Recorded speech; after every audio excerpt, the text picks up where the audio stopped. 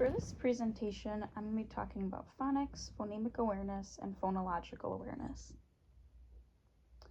So phonics, phonemic awareness, and phonological awareness are essential components for fostering strong reading skills.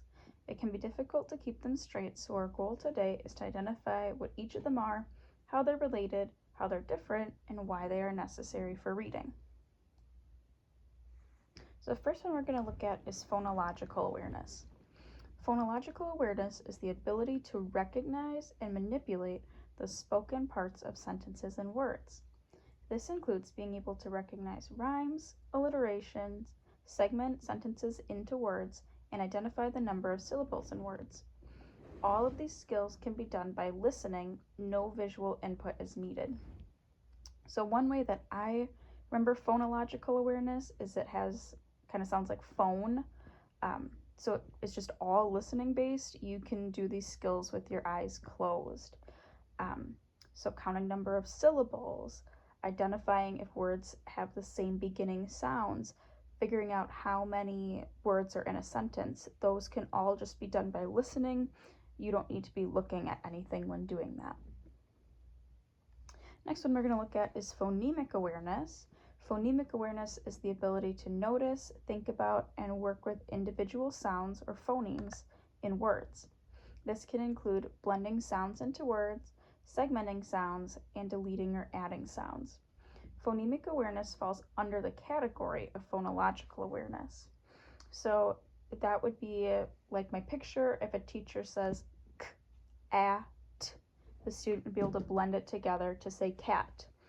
Or if I say cat without k, you'd end up with at. So being able to manipulate words and add sounds is phonemic awareness. The last one we're looking at is phonics. So phonics is the ability to take phonological awareness and apply it into words and decoding.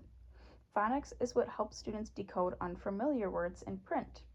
Phonics requires being able to see the letters, whereas phonological awareness and phonemic awareness activities can be completed without seeing any words or letters. So phonics is where you have to be actually able to see in order to complete this.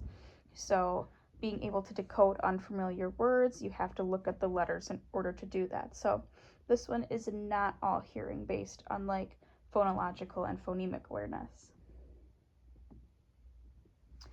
I have on this side just a little chart that helps me understand kind of how everything fits together. So phonological awareness is the big umbrella term, and then underneath it are different categories. So that's where we find phonemic awareness, that's where we find syllable awareness and rhyme awareness, different things like that. So phonological awareness is the big umbrella, and there's lots of little categories underneath it. If I were really doing a professional development session, I would click on this video and share it with everybody, but I'm not going to do that right now. It just kind of goes into explaining the three so that you can hear it from a different person's point of view. All right, so now we're going to get into why phonological awareness is important. So phonological awareness helps strengthen reading skills because written words correspond to spoken words. Awareness of spoken sounds is necessary for students to learn letter-sound correspondence, to blend sounds into words, and to map words into sight word storage. So phonological awareness is kind of a building block for higher level reading skills. So if you're not solid in phonological awareness, chances are students are going to struggle when they are reading. Why is phonemic awareness important?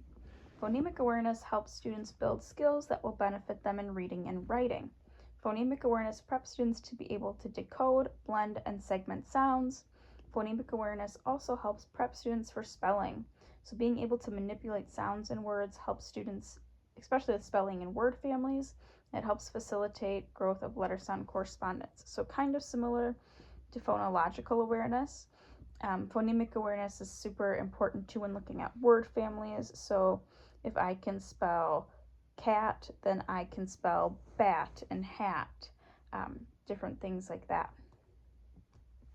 And then why is phonics important? Phonics is important because it helps students decode unfamiliar words. Additionally, strong phonics skills help students become stronger writers and spellers. So when they are able to decode, it just helps them overall in reading and in spelling, all that good stuff. So here I just have a couple different activities that I encourage you to try with your students. So we're going to look at phonological awareness activities to start. So many students enjoy playing word games. Teachers can invite students to play rhyming games. So the teacher could say, so it's like an kind of like a game that I play. It's like I'm thinking of a word that rhymes with cat. So they have to try to guess what it is you are thinking of. Maybe you're thinking of a bat, or I'm thinking of a word that rhymes with ship, and you have to think of a word that rhymes with it. Another game that I like to play is I Spy, but with rhyming words.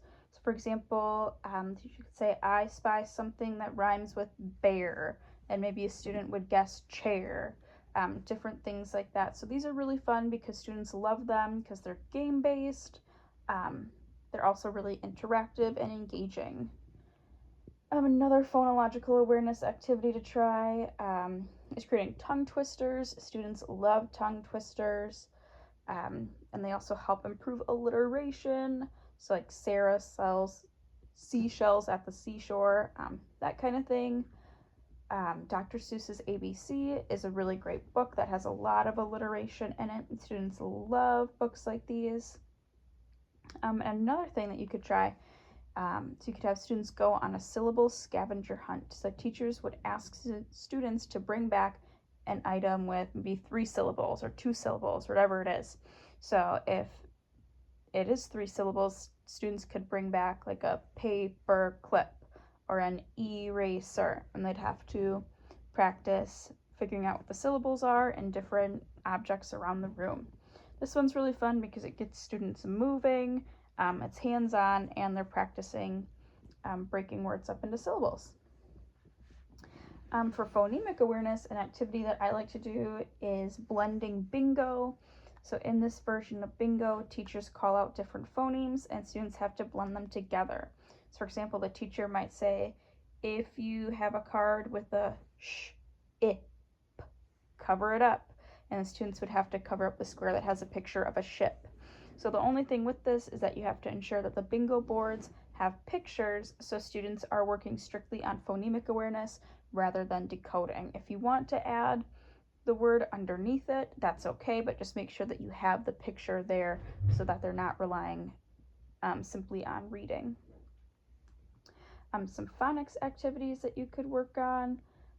One of them is letter go fish. So this is just like regular go fish, but with letters.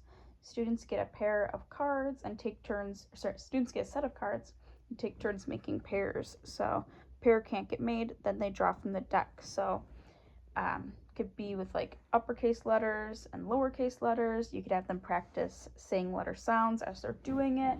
So it's a great way to incorporate both of those. Another one is Silent Simon. So it's just like Simon Says, but without speaking. So teachers have a mix of decodable actions and body parts. The teachers would show an action and a body part card. Teachers or students would have to read and perform the action. So for example, there might be a card that says spin and a card that says leg, and they'd have to try to spin their leg around, but they'd have to decode those as they go. So right now is when I would have everybody turn and talk and tell one thing that they've learned to the person next to them. And then I would just end with an overview. So overall, phonics, phonemic awareness, and phonological awareness are all skills that benefit students' literacy skills. Students who are secure in these skills read more, are less likely to feel frustrated when reading, and experience greater reading success. There are many different ways that teachers and parents can incorporate these skills into daily activities, and I would encourage teachers to try some of the activities that I had listed above. I would also send this PowerPoint out to staff so that they could reference it and go back and look at the activities. And I would even ask too if they have different ones that they try and that kind of stuff. So, thank you.